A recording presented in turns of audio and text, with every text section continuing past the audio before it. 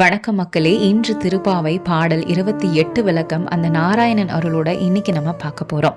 நீ நல்ல மனசு கொண்டவன், ஆனா உன் வாழ்க்கை இன்னும் சிக்கல்ல இருக்கா. அதுக்கு காரணம் நீயா இல்ல நீ சரியான ஒருவரோடு இணைக்கப்படலன்றதா. இந்த உலகத்துல சிலர் எல்லாம் கிடைக்கிற மாதிரி வாழ்றாங்க, சிலர் எல்லாம் இழக்கிற மாதிரி வாழ்றாங்க. இருவருக்கும் வேறுபாடு என்ன? பணம் இல்ல, புத்தி இல்ல, அது ஒரு உறவு. அந்த உறவு உன் வாழ்க்கையை உயர்த்தும் அல்லது முழுக்க சோர்வாக்கும்.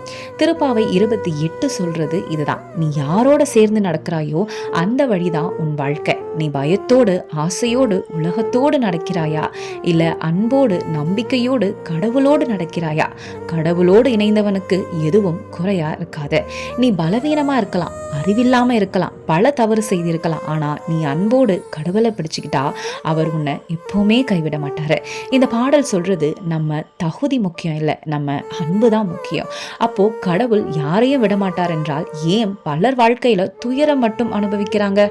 அதற்கான ரகசியம் தான் திருப்பாவை பாடல் 28 இருக்கு.